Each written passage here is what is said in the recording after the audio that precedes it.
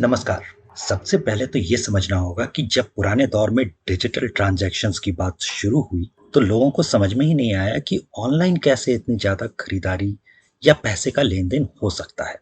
कभी लोगों ने सोचा भी नहीं था या देखा ही नहीं था कि ग्रामीण इलाकों तक इंटरनेट की पहुंच होगी, लोगों के हाथ में पकड़े हुए मोबाइल फ़ोन के ज़रिए इस सारे पैसे का लेन-देन हो सकेगा। बूढ़े और पुराने दौर के लोगों को ये बात हज़म नहीं हो पा रही थी। ज़ाहिर है, नेताओं ने इसका विरोध करना शुरू कर दिया।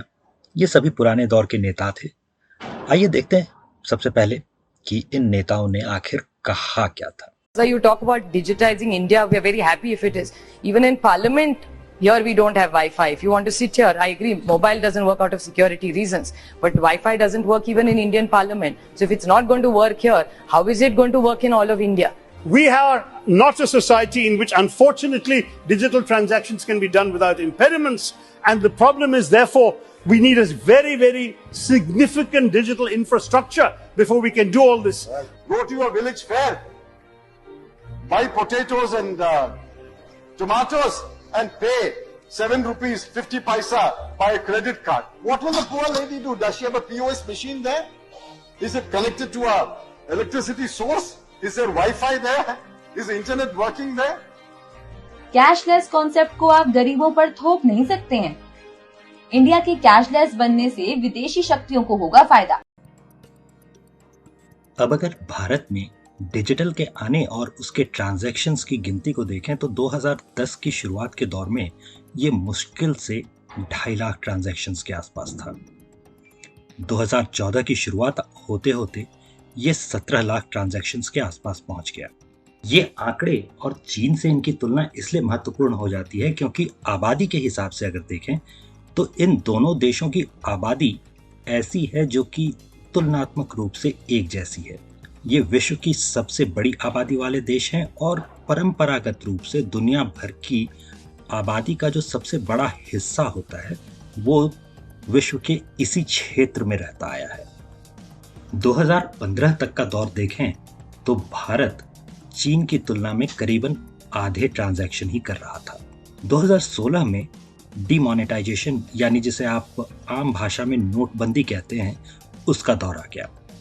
इस दौर में सबसे ज़रूरी चीज़ जो बदली वो ये थी कि आपके पास नोट थे ही नहीं। बड़े नोट ना होने की वजह से अक्सर कारोबार डिजिटल तरीके से होने लगा। दुकानों में कार्ड को स्वैप करने की मशीनें आने लगी। ऑनलाइन यानी मोबाइल फ़ोन के ज़रिए जो ट्रांजैक्शंस होते थे वो धीरे धीरे पान की दुकानों पर भी बदलने लगे और 2021 का दौर आते आते आप पाएंगे कि भारत चीन से 2 गुने डिजिटल ट्रांजैक्शन करने लगा। ये बात सिर्फ गिनती की है। यहाँ कितने अमाउंट का डिजिटल ट्रांजैक्शन हुआ उसे हम लोग नहीं देख रहे। वीडियो के शुरुआती हिस्से की बातें अगर आपको याद होंगी तो उसमें ये सारे नेता जो किसी पुराने दौर पे पता नहीं कौन सी दुनिया में जीते हैं वो आपको ये बता रहे थे कि कैसे गाँव में डिजिटल ट्रांजैक्शन तो होता ही नहीं, इंटरनेट नहीं है, बिजली नहीं है, ये नहीं है, वो नहीं है। 100 समस्याएं गिनाई जा रही थी। आज की तारीख में भारत के हर एक गांव तक बिजली पहुंच चुकी है और इसका नतीजा ये हुआ है कि डिजिटल ट्रांजैक्शन मोबाइल के जरिए काफी तेजी से बढ़ चुके हैं।